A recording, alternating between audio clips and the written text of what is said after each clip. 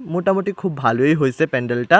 তারপরে মারে দেখুন এলাকা তো চোখ যাইতাছে, এবার অবশেষে মায়ের দর্শন পাইলাম। আর ক্যামেরা দিয়ে ভিডিও করতে গিয়া মানে একটু রিফ্লেকশন হইতেছে লাইটের, তো এই কারণে একটু প্রবলেম হইতেছে, হয়তো তোমরা একটু ম্যানেজ করানোর চেষ্টা করবা। অবশেষে আমরা আয়া পড়ছি শান্তিপল্লীর যে ক্লাবটা আছে এখানে। এবার কিন্তু অন্য একটা রাস্তা দিয়ে ঢুকছে, তো সে কারণে পুকুরের যে ভিউটা তোমরা সেভাবে দেখাতে পারছে না। আবার সেভাবেও কোনো কিছু এবার করা হয়েছে না। অন্য বছর যে পরিমাণে লাইটিং টাইটিং থাকে এই বছর হয়তো তাদের বাজেটটা একটু কম, আর তার মধ্যেও যথেষ্ট সুন্দর করা হয়েছে।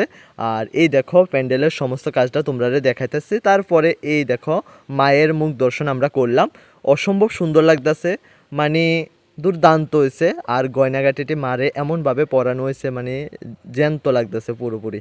তারপরে আরেকটা নেক্সট একটা ক্লাবে যাইতাছি, এইদিকে দেখো এই এত সুন্দর ডেকোরেশন করা হচ্ছে, সবাই কইতেছে বাজারে নাকি মশারির অভাব পড়ে গেছে গা। আর তারা মেইনলি থিম করছে লাল কেল্লার উপরে। আর এটা কোন ক্লাব চলো তোমরা আগে জানাই। এটা হচ্ছে দেশবন্ধু চিত্তরঞ্জন ক্লাব। তারা ভিডিওর মাধ্যমে ভারতের বিভিন্ন গুরুত্বপূর্ণ বিষয়গুলো দেখাইতেছে লাইটিং করে। তারপর আমরা প্যান্ডেলের ভিতরে ঢুকে গেছি, এখানেও ধরা দিছে বিভিন্ন স্বাধীনতা সংগ্রামের যে গুরুত্বপূর্ণ ইতিহাস তা দেখানো হয়েছে পুরো প্যান্ডেলের জুড়ে। তারপরে এই হলো মায়ের মূর্তি, যেগুলা বসা অবস্থায় আছে, কি সুন্দর স্টিল হয়ে বইয়া রয়েছে, এত সুন্দর লাগতেছে। আর মায়ের টকটুক লাল একটা শাড়ি পরানো হয়েছে, ভীষণ ভালো লাগছে। তারপর নেক্সট আমরা একটা ক্লাবে আয়া পড়ছি। এই ক্লাবের বিশেষত্ব থিম হয়েছে যে হারিয়ে যাওয়া আমরা যে পাখা, আগে হাত পাখা থাকতো, তো হাত পাখা ধীরে ধীরে হারাইয়া যাইতেছে, তারা ওইটার উপরে থিম করে পুরো ক্লাবটা, মানে ক্লাবের যে প্যান্ডেলটা করা হয়েছে তারা সম্পূর্ণ ওইটার উপরে থিম করে সাজাইছে। আর প্রত্যেকটা পাখা দেখো কত সুন্দর লাগতেছে প্যান্ডেলের মধ্যে। আর এটা হয়েছে অরুণোদয় সংঘ। আর মারে দেখতেছ তারা বসা অবস্থায় আছে, খুবই ছোট ছোট করে মূর্তিগুলা বানানো হয়েছে, বাট খুব সুন্দর হয়েছে।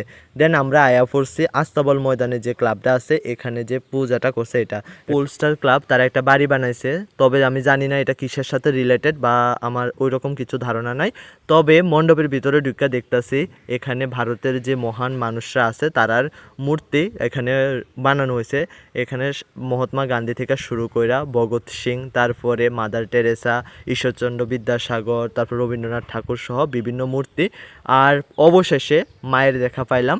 তো মারে কেমন লাগতেছে তোমরা অবশ্যই কমেন্ট করে জানাও। আমার কাছে তো বেশ ভালোই লাগছে। পূজা ঘুরতে ঘুরতে সকাল হয়ে যেতেছে। ষষ্ঠীর ভিডিওটি এখানে শেষ করতেছি, তোমরা সাথে দেখা হবে নেক্সট কোনো ভিডিওতে। Tata, bye bye.